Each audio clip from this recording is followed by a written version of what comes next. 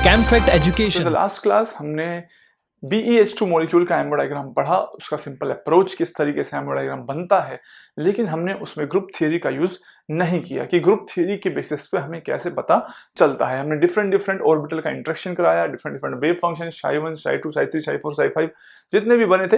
ये बात ध्यान रखना, जो ऊपर वाले जो थे एंटी बॉन्डिंग वाले, तो उनमें जैसे मैंने बताया था कि ये सिग्मा सिमेट्री के जीरेड अनजेड है, तो उनपे एस्ट्रिक आप लोग लगा देना जो एंटी बॉन्डिंग रहेंगे। ठीक है, अब हम बात करते हैं sir how to draw the molecular orbital diagram of H2O, क्योंकि H2O मॉलिक्यूल भी एक ट्राई एटॉमिक मॉलिक्यूल है, बट यहाँ पर मॉलिक्यूल लीनियर नहीं है। तो लीनियर जो मॉलिक्यूल है H2O कैसा होता है, वो होता है इस तरीके से, यानी बेंट मॉलिक्यूल है।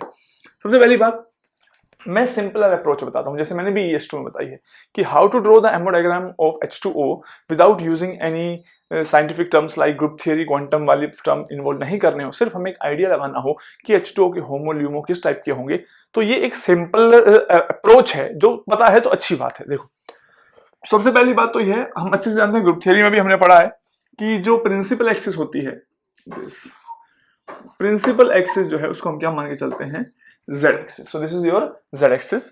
ये वाली जो एक्सिस है, now you assume this to be the y axis, और ये जो परपेंडिकुलर वाली होगी कौन सी होगी, x होगी। यानी आप पहली बात तो आप लिख लेंगे कि जो H2O मॉलिक्यूल है, हम फिलहाल ये मान के चलते हैं कि जो मॉलिक्यूलर प्लेन है, मॉलिक्यूलर प्लेन वो कौन सा है, YZ है, जिसमें H2 मॉलिक्यूल प्रेजेंट है। ठीक है, अगर आप लोगों का इसका एमो डायग्राम बनाना है तो आप लोग क्या करेंगे, सबसे पहले आप कहेंगे सर एक तरफ होगा ऑक्सीजन और दूसरी तरफ आएंगे हाइड्रोजन के LGO। तो बिल्कुल सही बात है। तो चलिए एमो डायग्राम बनाना स्टार्ट करते हैं, जो अब तक आप लोगों को पढ़ाया है उसके बेसिस पर। तो यहां पर मेरे पास एक साइड पर है ऑक्सीजन और दूसरी साइड पे होंगे H2 फ्रेगमेंट, यानी कि LGO ऑफ दो हाइड्रोजन।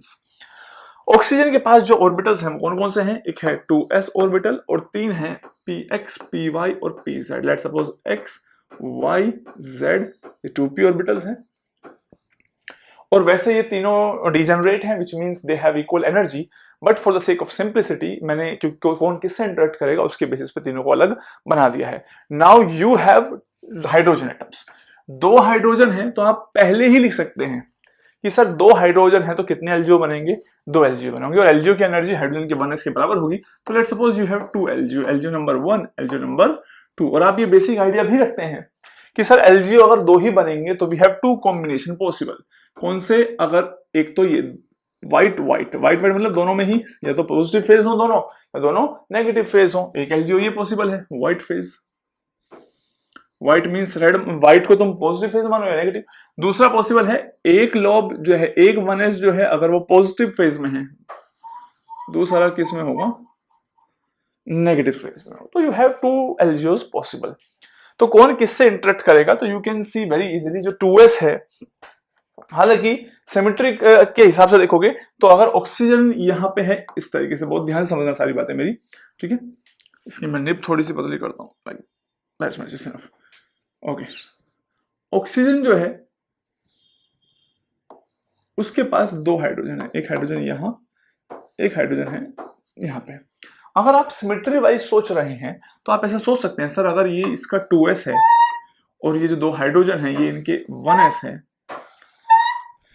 तो सिमेट्री वाइज तो पॉसिबल है कि हाइड्रोजन के जो दो s हैं अगर सेम फेज में हो तो इंटरेक्शन हो सकता है, जो कि जब हम कॉम्प्लेक्स मॉलिक्यूलर ऑर्बिटल डायग्राम पूरा डिटेल वाला पढ़ेंगे तो आप उसमें देखेंगे कि इसके 2s और LGO के बीच में कुछ इंटरेक्शन करा रखा है। लेकिन हम यहाँ पे क्या पढ़ रहे हैं, सिर्फ सिंपल केसेस। तो हम ये मान के चल रहे हैं जो इसका 2s है उसकी एनर्जेटिकली वो फेवरेबल नहीं हो पा रहा है, इसलिए 2s के साथ इनके जो दो LGO है उसका कोई इंटरेक्शन नहीं हो पा रहा है, या बहुत कम भी हो तो क्या फर्क पड़ता है। तो हमने इसको बना दिया है इसी तरीके से नॉन बॉन्डिंग की तरह। क्लियर हो गई बात, क्योंकि मैंने क्या बताया, सबसे पहले मैं आप लोगों को सिंपल अप्रोच पढ़ा रहा हूं कि H2O मॉलिक्यूल किस तरीके से एमो डायग्राम बनेगा, देन हम इनकी सिमेट्री पे भी जाएंगे। H2O को मैं पूरा डिटेल में पढ़ाऊंगा सो दैट कि हम फ्यूचर में किसी भी मॉलिक्यूलर ऑर्बिटल डायग्राम को देखें तो हमें पता होगा कि इसकी सिमेट्री क्या है। A1, B1, B2 अभी मैंने यूज नहीं किया है, लेकिन अब इसके बाद मैं यही सिखाने वाला हूं। अब ध्यान से देखो, हमारे पास ऑक्सीजन जो ऑर्बिटल ऑक्सीजन है वो यहां पर है और हाइड्रोजन है इस तरीके से, ठीक है। जितनी बार मैं बना रहा हूं उतनी बार बातों को ध्यान से समझ जाओ। योर इंटर न्यूक्लियर एक्सिस की तो बात ही खत्म हो गई इस बार, क्योंकि इसमें ये वाली एक्सिस जो होती है वो कौन सी होती है, Z एक्सिस। तो ये देखो कि इनमें से कौन सा LGO जो है हाइड्रो ऑक्सीजन के किस किस ऑर्बिटल से इंटरेक्शन कर सकता है? तो हम जानते हैं, अगर let suppose this is pz orbital, clear है? तो तुम इसको समझोगे कि ये वाली येलो वाली लोब इस तरीके से है और यह व्हाइट। येलो और व्हाइट लोब सिर्फ डिफरेंट डिफरेंट फेज रिप्रेजेंट करती है। तो हम जानते हैं कि ये दोनों हाइड्रोजन जो है, इनके अगर एटॉमिक ऑर्बिटल इसके साथ ओवरलैप कर जाए, यानी मान लो ये प्लस था, ये प्लस फेज और ये प्लस फेज, तो एक इंटरेक्शन हो सकता है किसका? एलजीओ जो सिमेट्रिक है, जिसमें कोई भी दोनों क्या है? पॉजिटिव है, उसका इंटरेक्शन इसके पीजेड से पॉसिबल है। और जो मॉलिक्यूलर ऑर्बिटल बन रहा होगा उसकी जो शेप है वो कैसी आ रही होगी? तो मैं शेप भी यही बना के दिखा देता हूं। देखो, इसको थोड़ा सा छोटा करके ऊपर कहीं रख देते हैं सो दैट कि इसको बाद में यूज करना पड़े। तो ये रहा। अब हम बात करें, देखो शेप कुछ ऐसी आ रही होगी, ऊपर वाली तो लोब इस तरीके से और नीचे वाला जो है वो कुछ इस टाइप से सर्कल टाइप बनता हुआ नजर आ रहा होगा। क्लियर है? This is the shape of the molecular orbital. बहुत क्लियरली नहीं बनाई है मैंने, पर आप समझ पा रहे हैं कि किस तरीके से बनना चाहिए इसको। अच्छा, अब हम बात करें कि ये हो गया है इसके एलजीओ और इसके पीजेड के बीच का इंटरेक्शन। एक वेव फंक्शन बन सकता है बॉन्डिंग, और एक जो है वो बन सकता है एंटी बॉन्डिंग विद दिस। बहुत ध्यान से समझना मैं किसको किससे जोड़ता हुआ चल रहा हूं, ठीक है? अब इसकी बात करते हैं कि अगर हम एक और पी ऑर्बिटल देखें इसका, ये है ऑक्सीजन, ये है दो हाइड्रोजन, ये वाली एक्सिस जो है वो है वाई एक्सिस। तो जो आपका पी वाई ऑर्बिटल है, मान लो white kind of this yellow, ठीक है? तो तब भी ये दोनों हाइड्रोजन इंटरेक्शन कर सकते हैं, लेकिन कौन सा वाला एलजीओ? ये वाला एलजीओ, जिसमें एक येलो है और दूसरा जो है किसमें है? व्हाइट में। येलो और व्हाइट सिर्फ फेज को रिप्रेजेंट कर रहे हैं। मान लो this is positive, this is negative, this is negative, this is positive. तो ये वाला एलजीओ जो है इंटरेक्ट कर सकता है, किसके साथ इंटरेक्शन कर सकता है? तो आंसर है सर, वो कर सकता है वाई वाले के साथ। तो पीजेड के साथ इंटरेक्शन पॉसिबल है और वाई के साथ भी पॉसिबल है। तो वाई के साथ इंटरेक्शन जब बनेगा तो किस टाइप का इंटरेक्शन होगा? ये यहां पर एक बनेगा इस तरीके से, लाइक दिस, ठीक है? और एक एंटी बॉन्डिंग इंटरेक्शन होगा, तो एंटी बॉन्डिंग इंटरेक्शन से भी एक मॉलिक्यूलर ऑर्बिटल बनता हुआ नजर आएगा। कहां पे बनेगा वो? तो ये रहा, मान लो इस तरीके से। इनको वेव फंक्शन का नाम दे देंगे बाद में। अच्छा, शेप कैसी होगी? तो शेप आप लोग समझ सकते हैं। मैं एक बार इसको फिर से इन एलजीओस को मैं साइड में रखता जाता हूं बना के, इसको यहां पे कर देते हैं। तो जो मॉलिक्यूलर ऑर्बिटल है उसकी शेप कैसी आ रही होगी? देखो, इधर पूरा न्यूक्लियस के इधर येलो फेज और इधर पूरा कैसा होगा? व्हाइट फेज, पॉजिटिव नेगेटिव, इस तरीके से। क्लियर है? तो ये मैंने दो एलजीओ से इनके जो वेव फंक्शंस हैं वो लिखते चल जाएंगे, तो 1 2 3 4 लिख सकते हो, क्योंकि हर जगह सिग्मा इंटरेक्शन ही हो रहा है। पाई इंटरेक्शन तो तुम जानते हो कैसे होते हैं, जब दो लोग में इंटरेक्शन होता है। तो ये भी सिग्मा, मान लो ये सिग्मा 1 लिख रहा हूं मैं, इसको सिग्मा 2 लिख रहा हूं, ये सिग्मा 2 स्टार हो गया है, सिग्मा 1 स्टार हो गया है। और इसका जो px है, जरा ध्यान से देखो, ऑक्सीजन का जो px होगा, मान लो ये H2O है इस तरीके से, ठीक है, इन दिस प्लेन, ये एक प्लेन है जिसमें H2O है। तो जो px ऑर्बिटल है बेटा, वो प्लेन के परपेंडिकुलर होगा इस तरीके से। तो वैसे ये रिप्रेजेंट करने का सही तरीका नहीं हुआ, पर तुम ये बात समझो कि मान लो ऑक्सीजन यहाँ है और दो हाइड्रोजन यहाँ है, इसका p ऑर्बिटल इस तरीके से है ऑक्सीजन का, और हाइड्रोजन है यहाँ, तो ये कभी भी इसके साथ इंटरेक्शन नहीं कर पाएंगे। तो हम सिंपल और इजी लेवल पे कह सकते हैं जो px है वो कैसे रह जाएगा? नॉन बॉन्डिंग की तरह रह सकता है। अब तुम अगर इलेक्ट्रॉन को फिलअप करोगे तो ऑक्सीजन के 2s में 2 इलेक्ट्रॉन हैं, 2p4 होते हैं, 1 2 3 4, और हाइड्रोजन के पास, दो हाइड्रोजन के पास कितने इलेक्ट्रॉन हैं? 2 इलेक्ट्रॉन हैं। तो टोटल कितने हो गए हैं? 4 × 6 × 2 8। तो नाउ फिलअप करना स्टार्ट करते हैं, 1 2 3 4 5 6 7 एंड 8। तो ये एमओ डायग्राम हमें क्या रिप्रेजेंट कर रहा है, एक बार इसको देख लेते हैं।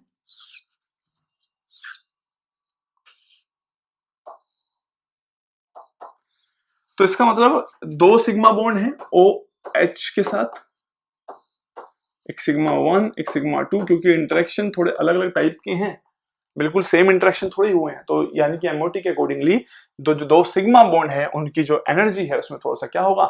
डिफरेंस होगा, जिसकी वजह से आप आईआर में देखेंगे H2 जो है आइसिमेट्रिक स्ट्रेचिंग भी शो कर सकता है।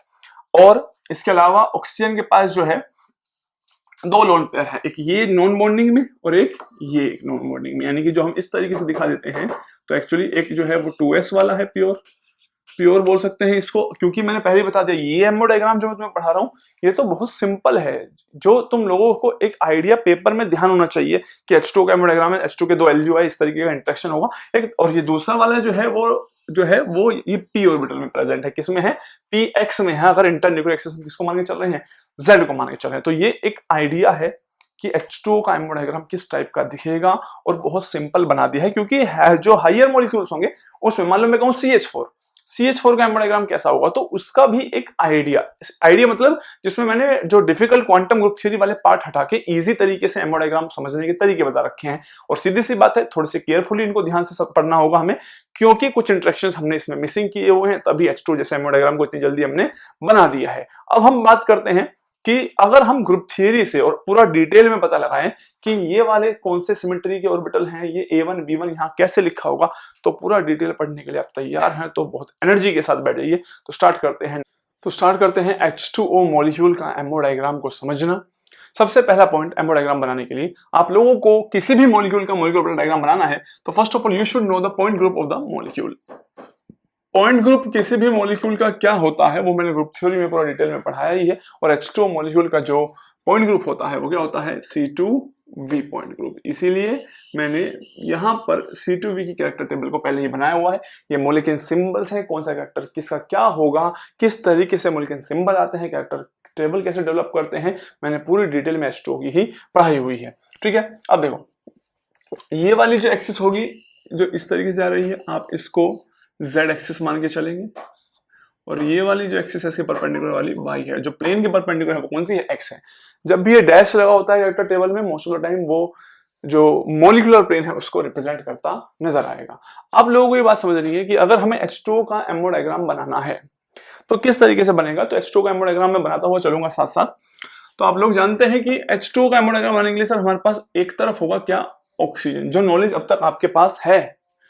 दूसरी साइड सर हमारे पास क्या होंगे, वो होंगे LGO ऑफ H2O। क्लियर हो गई बात। नेक्स्ट, ऑक्सीजन के पास जो एटॉमिक ऑर्बिटल है सर वो है 2s ऑर्बिटल और 3 2p orbital, px let's suppose py and pz, triply degenerate but 2p orbitals. तो चलिए सबसे पहली बात तो ये देखते हैं कि हमें कैसे पता लगेगा कि 2s ऑर्बिटल जो है किस सिमेट्री का है, what is the symmetry of the 2s orbital. अगर आप 2s की सिमेट्री को देखना चाहते हैं तो दो तरीके हैं। एक तो इस कैरेक्टर टेबल के आगे वाले पोर्शन को देख सकते हैं, आप समझ जाएंगे s की जो सिमेट्री होती है वो क्या होती है, A1, जो मैंने वहां भी सिखाई है। मैं यहाँ पे फिर से बता देता हूं क्योंकि मैं एक एमओ डायग्राम पूरा डिटेल में पढ़ा रहा हूं। तो let suppose this is the 2s orbital of oxygen, white से बनाया है यानी कि कोई पूरा कंप्लीट एक फेज में है। अब आप लोग कैसे पता लगाएंगे इसकी सिमेट्री इनमें से किससे मैच करती है। तो आप ये चारों ऑपरेशन जो है E C2 along Z axis, sigma V और सिग्मा V डैश, यानी ये करके देखते हैं और देख रहे हैं कि ऐसा करने पर 2s की सिमेट्री पर क्या इफेक्ट पड़ता है। तो आप देखेंगे अगर हम E करते हैं तो 2s की सिमेट्री पे कोई इफेक्ट नहीं है, E रिप्रेजेंट आइडेंटिटी। अगर Z एक्सिस के अलोंग 180 डिग्री रोटेट भी कर देंगे तो 2s ऑर्बिटल अपनी जगह पे घूमेगा, उसकी सिमेट्री या फेज में कोई भी चेंज नहीं आएगा। 1 का मतलब होता है there is no change in the phase, अगर उस ऑपरेशन को तुम कर रहे हो। अगर -1 है इसका मतलब फेज जो है वो चेंज हो गए हैं, और अगर इसके अलावा कहीं 0 वगैरह लिखा हुआ है इसका मतलब ऑर्बिटल किसी और ओरिएंटेशन में घूम गया है, मतलब वहां पे वो है ही नहीं जहां पे था। वो मैं समझा दूंगा जैसे जैसे अलग अलग कैरेक्टर्स आएंगे। सिग्मा V यानी कौन सा वाला, ये वाला, तो इससे ऐसे मिरर इमेज लोगे तो भी इस पे कोई इफेक्ट नहीं पड़ेगा। तो आप समझ रहे हैं, इसको 20 से ऐसे कट करेंगे सिग्मा V डैश तो भी कोई इफेक्ट नहीं पड़ेगा। और ये वाली सिमेट्री किसकी है, आंसर है A1। तो आप लिखेंगे जो ऑर्बिटल है 2s ऑर्बिटल किस सिमेट्री का है, A1 सिमेट्री का है। क्लियर हो गई बात। यानी कि अब इस कैरेक्टर टेबल को बनाते वक्त हम लिखते जाएंगे this is the symmetry of 2s orbital A1 symmetry का है। ठीक है, अब हम बात करते हैं कि सर इसके जो बाकी ऑर्बिटल हैं, जैसे कि अब हम बात करेंगे 2p Z ऑर्बिटल का। What is the shape, what is the symmetry of 2p Z orbital. तो आप लोग ये खुद करके देख सकते हैं। E C2 कीजिए Z एक्सिस के लो, सिग्मा V और सिग्मा V डैश करके देखिए, तो मेरे को बताइए क्या सिमेट्री आएगी। pz ऑर्बिटल किस तरीके से है, इस वाले एक्सिस पे है, ठीक है। This is your pz orbital, एक प्लस फेज मान लेते हैं और एक नेगेटिव। अगर आप E करेंगे तो कोई चेंज नहीं होगा, C2 करेंगे z एक्सिस के अलावा तो कोई फर्क नहीं पड़ेगा, क्योंकि इसके लिए ये वाली एक्सिस यही है। रोटेट करेंगे तो p ऑर्बिटल अपनी ही जगह पे घूमता हुआ नजर आएगा, फेज में कोई चेंज नजर नहीं आएगा। 1 सिग्मा v, अगर आप इस तरीके से प्लेन को कट करते हैं तो प्लस की रिफ्लेक्शन प्लस की जगह है, नेगेटिव की नेगेटिव है, तो यानी कि 1। और सिग्मा v डैश यानी कि ये वाला, यानी इसको इस तरीके से बीच से कट करेंगे तब भी प्लस प्लस की जगह, नेगेटिव नेगेटिव की जगह, ये मैं पूरा डिटेल में पढ़ा चुका हूं।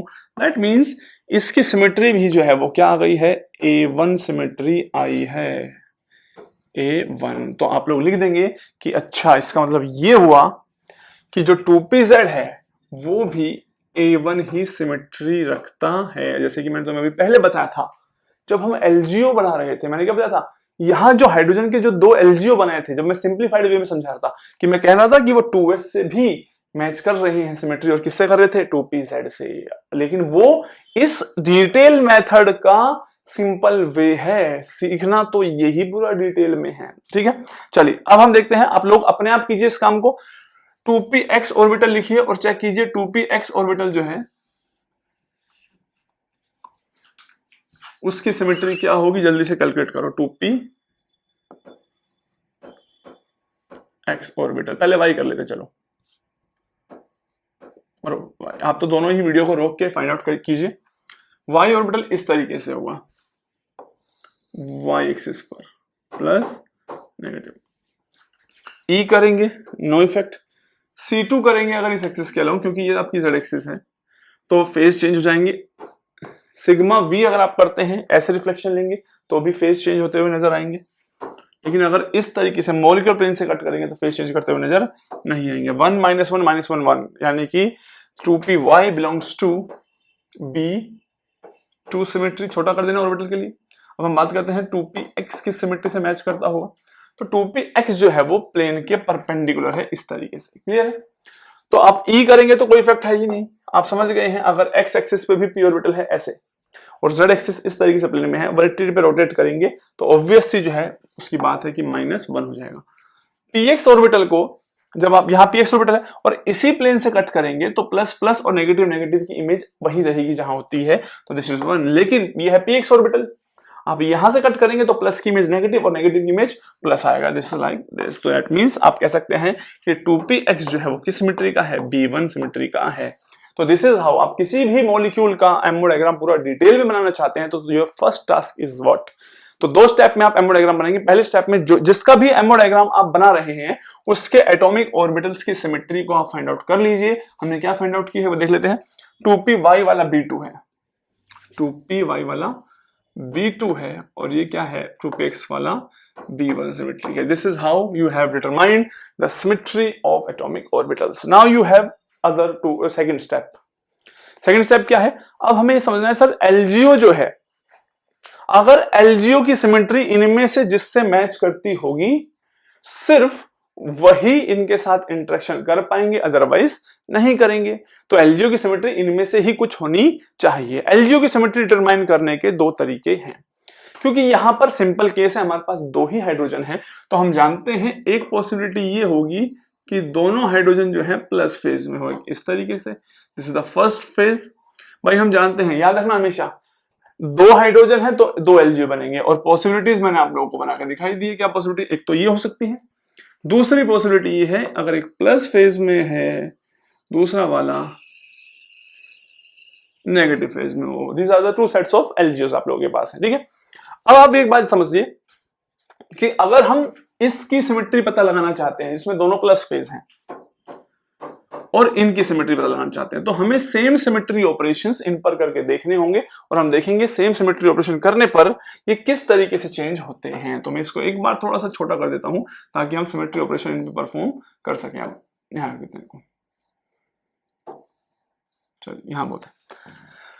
अब हम जानते हैं अगर हम इनके ऊपर E C2 sigma V sigma V dash ये चारों करके देखेंगे तो इनकी किस सिमेट्री के आते हैं पता जाएगा। जब दोनों ही पॉजिटिव है, E करने पर कोई इफेक्ट नहीं होगा। C2 करेंगे z एक्सिस के अलॉन्ग, z एक्सिस इस तरीके से होगी, बात समझ रहे हैं मेरी।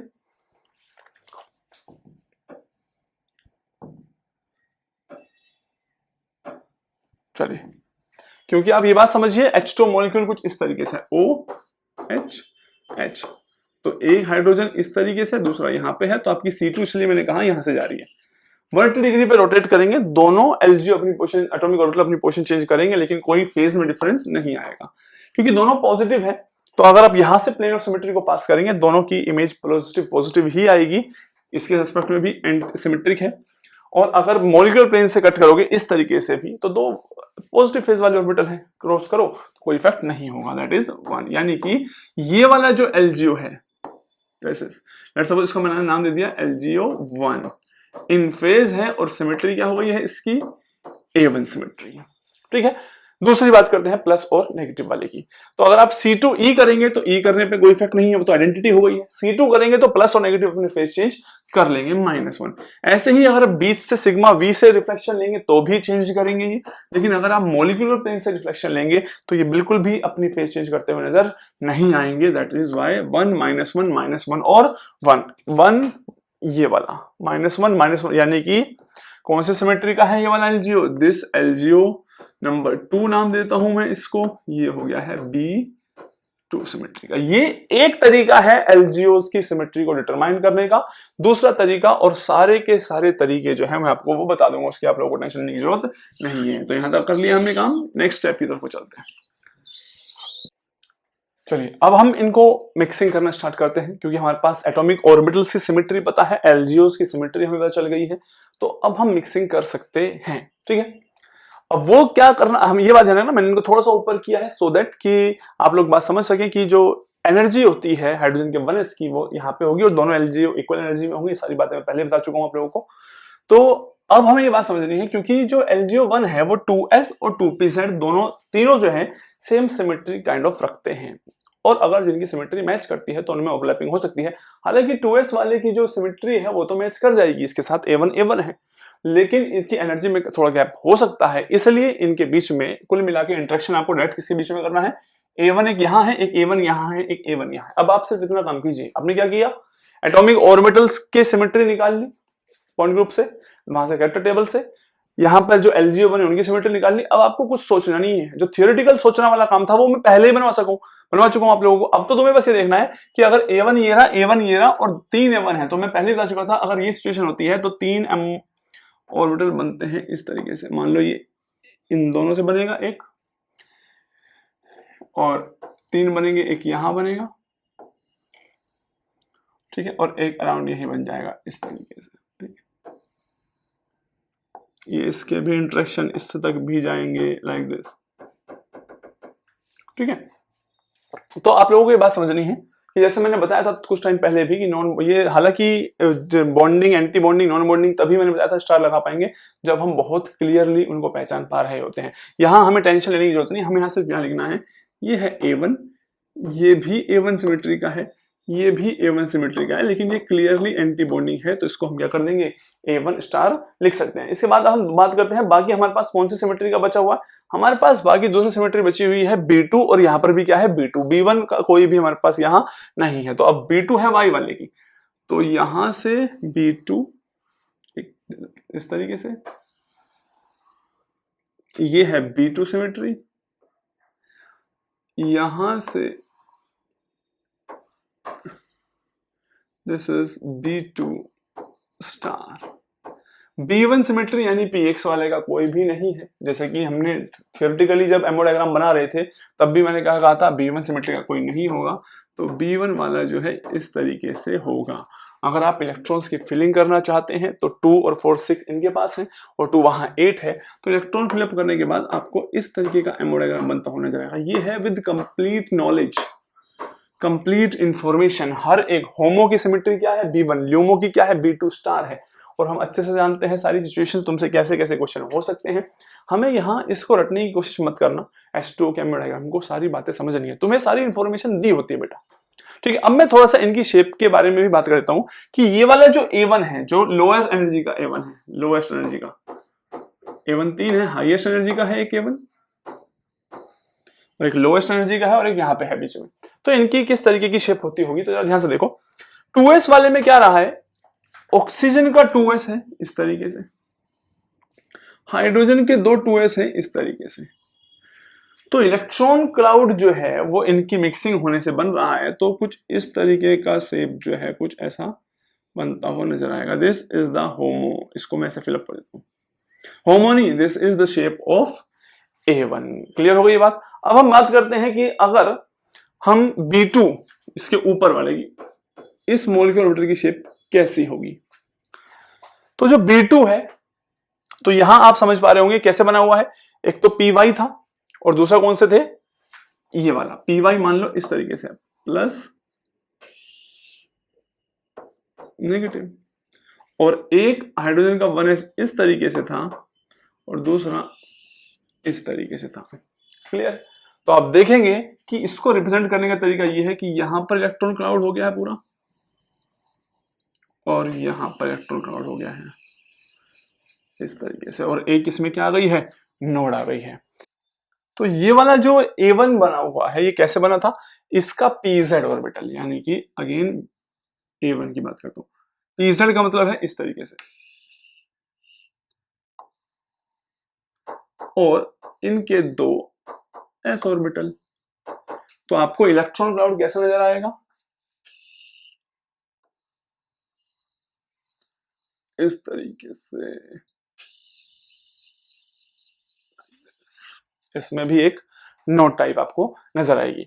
उसके बाद B1 कैसा नजर आएगा, तो B1 आप लोग जानते ही हैं, B1 वैसा ही होगा जैसा p ऑर्बिटल होता है, लेकिन ये px है, तो ये अगर z एक्सिस पे था तो B1 किस पे हो जाएगा, x एक्सिस पे हो जाएगा। तो this is the sufficient idea कि किस तरीके से H2O का एमओ डायग्राम बना है, क्योंकि इन्हीं तरीकों को हम और भी मॉलिक्यूलर ऑर्बिटल डायग्राम में बनाते जाएंगे। इनको सिर्फ समझना है, इनको सिर्फ ध्यान से सुनना है। सबको बनाने का एक छोटी ट्रिक, जैसे मैंने H2O को बनाने से पहले बता दिया था ना, H2O को बनाने का एक तरीका क्या है, किस तरीके से सिंपली आप याद रख सकते हैं इनके मॉलिक्यूलर ऑर्बिटल डायग्राम, लेकिन एक्चुअल तरीका यही है, सारी डिटेल इन्हीं के अंदर प्रेजेंट होती है, क्योंकि यही कॉन्सेप्ट आगे अब तुम थोड़ा समझ पाओगे कि जब कॉम्प्लेक्स हो जाएगा चीजों को करना, तो टीचर अपने आप ही बता देगा कि किसी कॉम्प्लेक्स का एमओ डायग्राम मैं पढ़ा रहा हूं तो मेटल के कौन से ऑर्बिटल की क्या सिमेट्री है, वो तुम्हें अपने आप बता देगा कि मेटल के पास इस सिमेट्री के ऑर्बिटल है। अब हमें समझ में आने लगा, अच्छा सर मेटल के पास इन सिमेट्रीज के ऑर्बिटल हैं, कैसे निकाल के दिए उसने कैरेक्टर टेबल से निकाले होंगे, मैंने बता दिया। और फिर तुम सोच कहोगे, टीचर कहेगा लिगेंड जो होंगे उनके पास इन सिमेट्रीज के हैं, तो एटलीस्ट आपको आइडिया रहेगा, अच्छा लिगेंड जो है इन्हीं सिमेट्रीज के ऑर्बिटल बना पा रहे होंगे एलजीओ, तो उनसे फिर इंटरेक्शन करना स्टार्ट कर देंगे, तो कितना आसान हो गया है। लेकिन ये एक इकलौता तरीका नहीं था जो एलजीओज हैं उनकी सिमेट्री निकालने का, क्योंकि आगे बहुत सारे एटम जुड़े। तो हाइड्रोजन था, इसके पास तो दो ही एटम थे, दो ही एटॉमिक ऑर्बिटल बन पाए, इसका मतलब दो ही एलजीओ बने। तो लेकिन जैसे ही नंबर फ्लोरीन आ जाए, मान लो एटम ऑक्सीजन हो जाए, उनके 2s और 2p 12 एलजीओ पता नहीं कितने सारे बन सकते हैं। तो एक तरीका और है जिसको मैं इसी मॉलिक्यूल के मेथड से समझा दूंगा तुम्हें कि what is the second method, हम कैसे फाइंड आउट कर सकते हैं symmetries of LGO by second method. तो ये वाली टेक्निक तो उनको ही समझ में आएगी जिन्होंने ग्रुप थ्योरी मुझसे पूरी डिटेल में पढ़ी हुई है। देखो क्या बताया था मैंने तुम लोगों को ये समझाए थे कि क्या हम रिड्यूसिबल रिप्रेजेंटेशन निकाल सकते हैं। Reducible representation basis set select करने के बाद निकलती है। किस बेसिस पे आप निकाल रहे हैं, what is your basis set.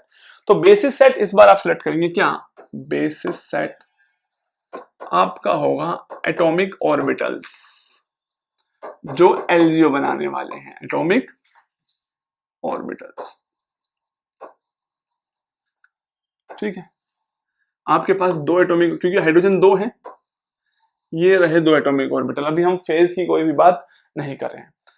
तो आपको पता है reducible representation basis set atomic orbital मान के निकालते हैं, तो किस तरीके से निकालते हैं मैंने आपको बताया था। ये सबसे पहली बात, आप लोग रिड्यूसिबल रिप्रेजेंटेशन जब निकालते हैं तो ये देखो नंबर ऑफ अनशिफ्टेड ऑर्बिटल कितने होंगे जब हम इन ऑपरेशंस को परफॉर्म करते हैं।